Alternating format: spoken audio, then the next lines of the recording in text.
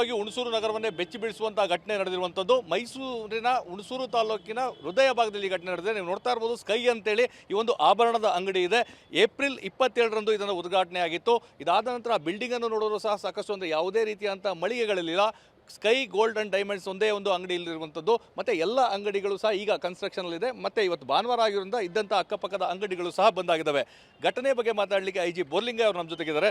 Sir, ಹುಣಸೂರನ್ನೇ ಬೆಚ್ಚಿ ಬೀಳಿಸುವಂಥದ್ದು ಮತ್ತು ಆಡುವಾಗಲೇ ಈ ರೀತಿ ಕೃತ್ಯ ಆಗಿರೋದು, ಏನು ಮಾಹಿತಿ ಸರ್?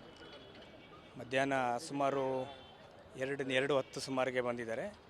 2 ಬೈಕ್ನಲ್ಲಿ 5 ಜನ ಅಂತ ಹೇಳ್ತಾ ಇದ್ದಾರೆ ಪ್ರಾಥಮಿಕ ಮಾಹಿತಿ ಪ್ರಕಾರ. ಮಾಸ್ಕ್ ಹಾಕ್ಕೊಂಡು ಬಂದಿದ್ದಾರೆ. ಅದರಲ್ಲಿ ಕೆಲವರು ವೆಪನ್ ಇಟ್ಕೊಂಡಿದ್ರು. ಒಳಗಡೆ ಎಂಟ್ರಾದಾಗ ಟೋಟಲಿ ಇಲ್ಲಿ ಎಂಪ್ಲಾಯೀಸಲ್ಲಿ ಅಬೌಟ್ ಒಂದು 7-8 ಎಂಪ್ಲಾಯೀಸ್ ಒಳಗಡೆ ಇದ್ದರು. ಕೆಲವರು ಊಟಕ್ಕೆ ಹೋಗಿದ್ದರು. ಬಂದು ಗನ್ ತೋರಿಸ್ಬಿಟ್ಟು ಕೆಲವ್ರನ್ನ ಎಂಪ್ಲಾಯೀಸ್ ಸಪೋರ್ಟಿಂದನೇ ಅದನ್ನು ಒಂದು ಬ್ಯಾಗ್ಗೆ ತುಂಬ್ಕೊಂಡು ಹೋಗಿದ್ದಾರೆ.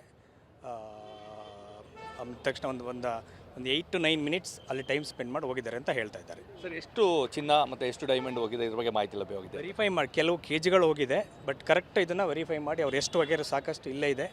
ಅವ್ರ ಟೋಟಲ್ ಸ್ಟಾಕ್ ಎಷ್ಟಿತ್ತು ಮತ್ತು ಈಗ ಎಷ್ಟಿದೆ ನೋಡಿಬಿಟ್ಟು ವೆರಿಫೈ ಮಾಡಿ ಹೇಳ್ತಾರೆ. ಬಟ್ ಕೆಲವು ಕೆಜಿಗಳು ಹೋಗಿರೋದು ಸ್ವಲ್ಪ ಹೆಚ್ಚಿನ ಇದು ಹೋಗಿರುವಂಥದ್ದು ಇದೆ ಸದ್ಯಕ್ಕೆ. CC ಕ್ಯಾಮ್ರಾದಲ್ಲಿ ಏನಾದರೂ ದೃಶ್ಯ ಸೆರೆ ಆಗಿದೆಯಾ? ಯಾಕಂದರೆ ಕೆಲವರು ಹೆಲ್ಮೆಟ್ ಹಾಕೊಂಡು ಬಂದಿದ್ರು ಮತ್ತು ಕೆಲವರು ಮಾಸ್ಕ್ ಹಾಕೊಂಡಿದ್ರು ಅಂತ.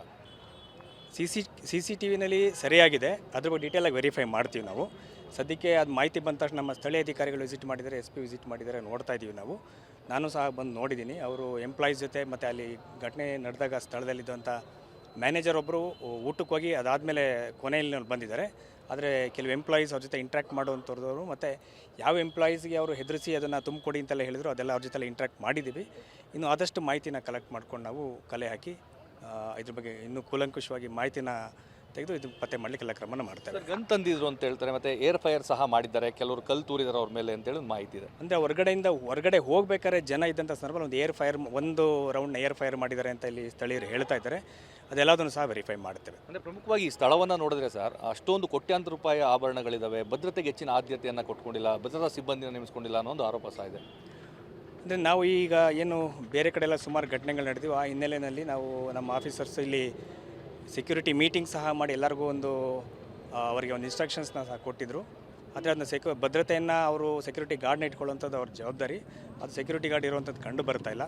ಅದನ್ನು ಮುಂದೆ ನೋಡೋಣ. ಬಟ್ ಈಗ ಸದ್ಯಕ್ಕೆ ನಮ್ಮ ಪ್ರಯಾರಿಟಿ ಈ ಅಕ್ಯೂಸ್ಡ್ ಏನಿದ್ದಾರೆ ಇವ್ರನ್ನ ಹಿಡಿದು ಇದನ್ನು ಮಾಲ್ನ ಪತ್ತೆ ಮಾಡೋದು ನಮ್ಮ ಪ್ರಯಾರಿಟಿ. ಅಂಗಡಿ ಹಿನ್ನೆಲೆ ಏನು ಸರ್? ಯಾವಾಗ ಓಪನ್ ಆಗಿದ್ದು, ಎಲ್ಲಿ ಅವರು ಅಂತವರು?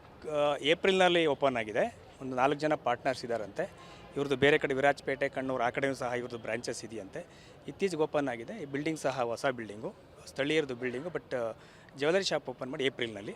ಸೊ ಸರ್, ಕೊನೆಯದಾಗಿ ಬಿಟ್ಟು ಹೋದಂಥ ಎಂಪ್ಲಾಯಿಗಳು ಅಥವಾ ಈ ಥರದವ್ರದ್ದು ಏನಾದ್ರು ಪರಿಶೀಲನೆಗಳಾಗ್ತದೆ ಹೇಗೆ ಅನ್ಬೋದು? ಇದನ್ನು ಪತ್ತೆ ಮಾಡೋದು ಪ್ರಯಾರಿಟಿ ಆಗಿದೆ. ನಾವು ಎಲ್ಲ ಆಯಾಮಗಳಲ್ಲೂ ತನಿಖೆ ಮಾಡ್ತೇವೆ.